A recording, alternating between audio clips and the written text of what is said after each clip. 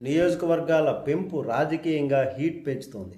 లోక్సభతో సహా అన్ని రాష్ట్రాల అసెంబ్లీ స్థానాలు 50% పెరగబోతున్నాయి.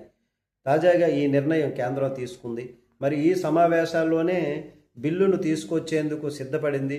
మహిళా రిజర్వేషన్లు అమలు చేయటం, అట్లా నియోజకవర్గాల పునర్విభజన ద్వారా ఏపీలో ఏ జిల్లాలో ఎన్ని సీట్లు పెరుగుతాయి అనేటటువంటిది దాదాపు స్పష్టత వచ్చింది.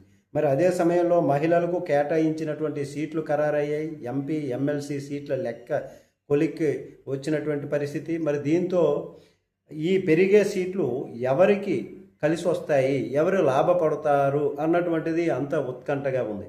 మరి ఏపీలో నియోజకవర్గాల పునర్విభజన ద్వారా కేంద్రం తాజాగా ప్రతిపాదనల పంపించినటువంటి మేరకు 175 అసెంబ్లీ స్థానాలకు గాను 263 స్థానాలకు చేరుకోబోతుంది.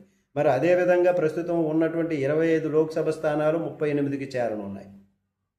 అయితే ఈ ప్రతిపాదన జిల్లాల వారీగా పెరిగే సీట్లపైన ఒక అంచనా కూడా సిద్ధం చేశారు. అంచనాగా మరి గ్రేటర్ రాయలసీమలో ఉన్నటువంటి 6 జిల్లాల్లో అనంతపురంలో ప్రస్తుతం ఉన్నటువంటి 14 స్థానాలు 21కి చేరుతున్నాయి.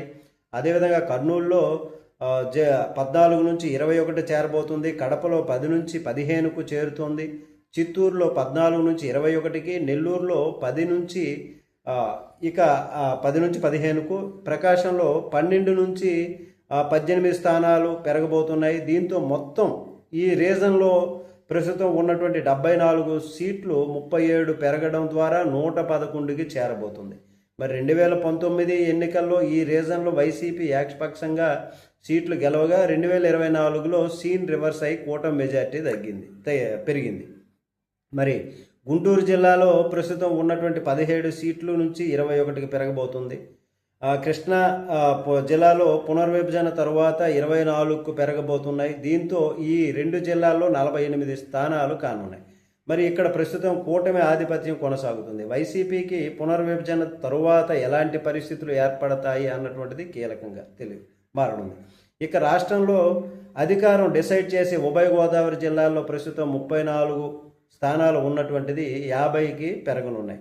మరి తూర్పుగోదావరిలో ప్రస్తుతం 19 ఉంటే 28కి చేరబోతున్నాయి.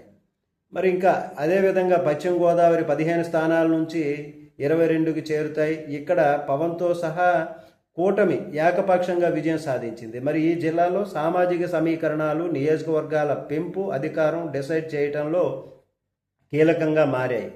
మరి ఇక ఉత్తరాంధ్రలో విశాఖలో 15 నుంచి 23, విజయనగరం జిల్లాలో ప్రస్తుతం ఉన్నటువంటి 9 స్థానాలకు 15కు పెరగబోతున్నాయి. శ్రీకాకుళంలోనూ 15 సీట్లకు పెరగటం, మొత్తంగా 34 స్థానాలు ఉంటే 53కు చేరుకోబోతున్నాయి. మరి అధికారంలోనికి రావడానికి మ్యాజిక్ ఫిగర్ అయితే 132 స్థానాలు, అసెంబ్లీ స్థానాలు. ప్రతిపక్ష హోదా దక్కాలంటే 26 స్థానాలు రావాల్సి ఉంటుంది. మంత్రివర్గ సభ్యుల సంఖ్య 38 వరకు కూడా ఉండే అవకాశం ఉందని అంటున్నారు. దీంతో నియోజకవర్గాల పునర్విభజన ద్వారా కూటమి వర్సెస్ వైసీపీ మధ్య ఎవరికి ఏ మేరకు కలిసి వస్తుంది అనేటటువంటిది దానిపైన అంచనాలు ఆల్రెడీగా మొదలెట్టారు. నమస్తే.